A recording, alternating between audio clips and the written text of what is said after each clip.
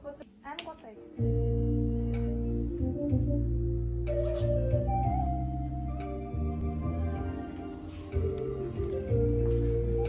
Ама, қарашы, бұл менің бала кезім ғой.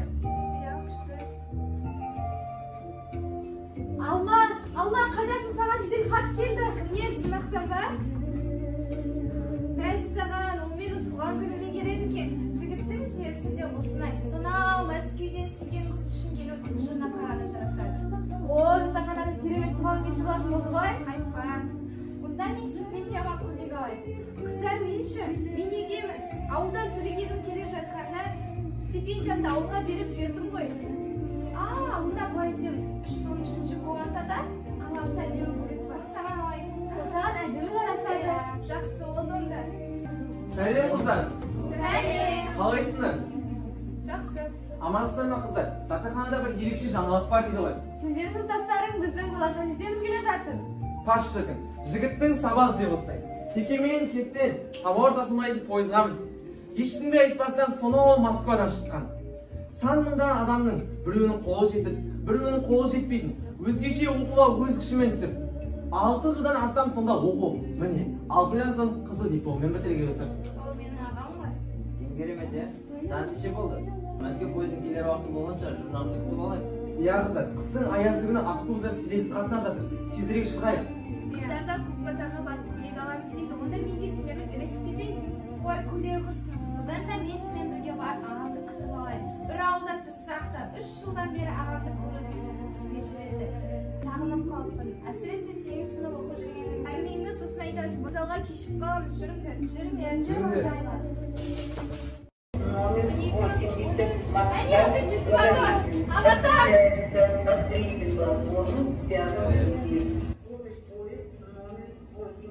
Сәлем.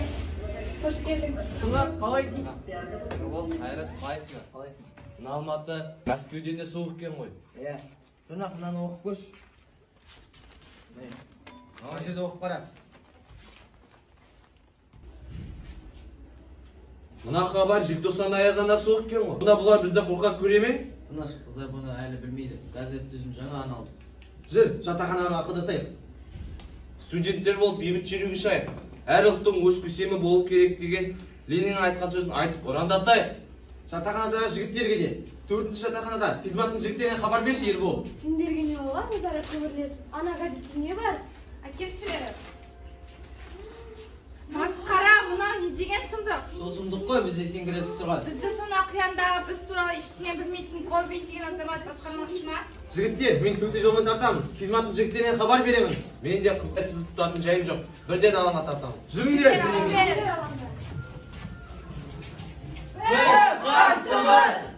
Бізді қазақ басқару керек. Біз Колбинге қарсымыз. Басқарақтан көшкен адам бізді басқара дейсіңдер ме? Қазақты қазақ басқарған, бүгінде қазақ басқару керек.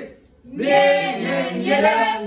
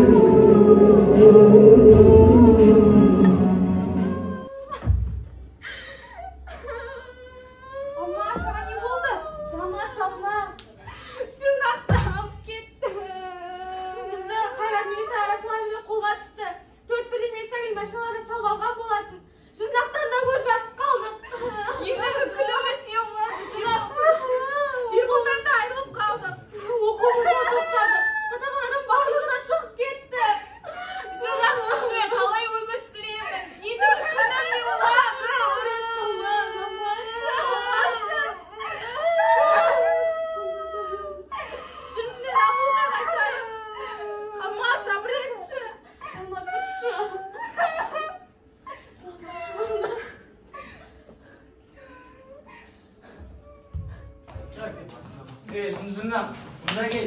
Мына сумканы көтер, және қазақ тілінен 5 сыныптың орындап қой. Жұрнақ, мұны сумканы ұста. Балдарию, маған бестейін беріңдерші.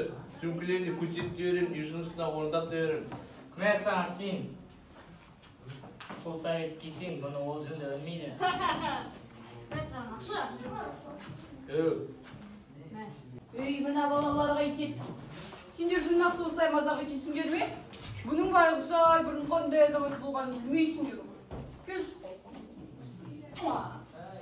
Қой, сіз кімсіз?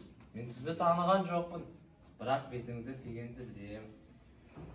Әй, Жырнақжан, сен Текеметтен, Ай Құмырсқадан, мына мектептен біреу-міреуді танисың ба? Есіге түсіріп көрші, айналайын жарығым менің. Мектептен дейсіз бе? Иә, кімдер танисың? Сағынды Құсағай таним. Және Сағын Шапай таним. Болды. Айналайын Жырнағым, Сағындық сен мектеп директоры менің ұлым ғой. Мені неге танымайсың сен? Сен ана Ай Құмырсқа ауылына дүние келгенді білесің бе? Қонақбай деген әкеңді білесің бе? Сол Қонақбай адамның адамы еді ғой, шіркін-ай. Оның жалғыздығы ғана жазығы тұғын. Жалпы оның арғы аталарынан қалған жалғыз мұра жалғыздық екен. Сенің әкең, мына Шымкенттегі педагогика институтын бітіріп, келіншегімен қатар. Келіншек дейсіз бе? Иә, келіншегін қатар әкелген дипломмен бірге сенің әкең. Біраз дәуір бала көтермеді, соңында 6 жылдан соң ба, 7 жылдан соң ба егіз тапты. Екі бірдей ұл келді дүниеге. Біреуін жалғау, біреуін Жырнақ деп қойды. Жұрт мазақтайтын, Жырнақ пен жалғау деп қойғандарын. Ал Қонақбай болса келіншегімен мәз боп күле беретін. Бірақ жалғау көпке бармады. Айдай жайнап күнде күліп жүретін анаң да көпке бармады. Әкең 100 жасқа қартайса, ана жүрегі 1000 жасқа шөгіп еді. Жырнақ-ау, сен сөйтіп жалғыз қалғансың. Содан соң өмірің...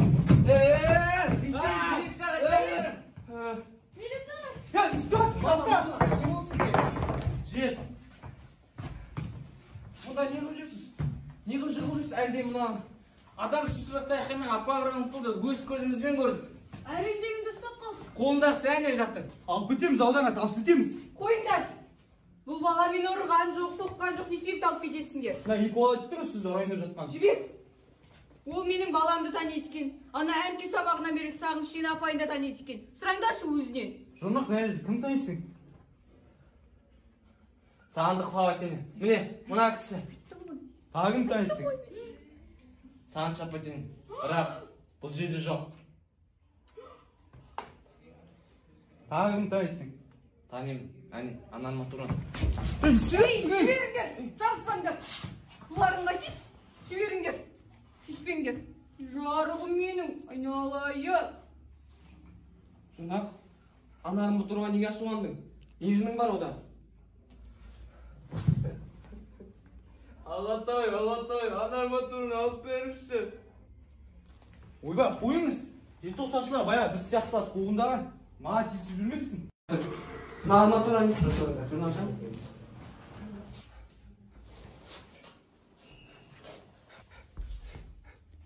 Алма! Сорлы балам. Мәскеуден Алматыға іздеп келген сүйген қызының аты Алма деуші еді. Просекина.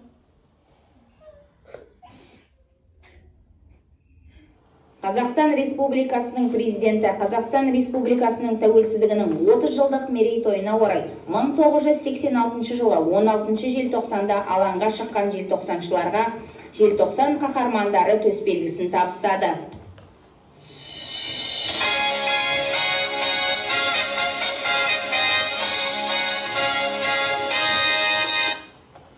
Бұл марапатқа мен емес, Жырнақ лайық.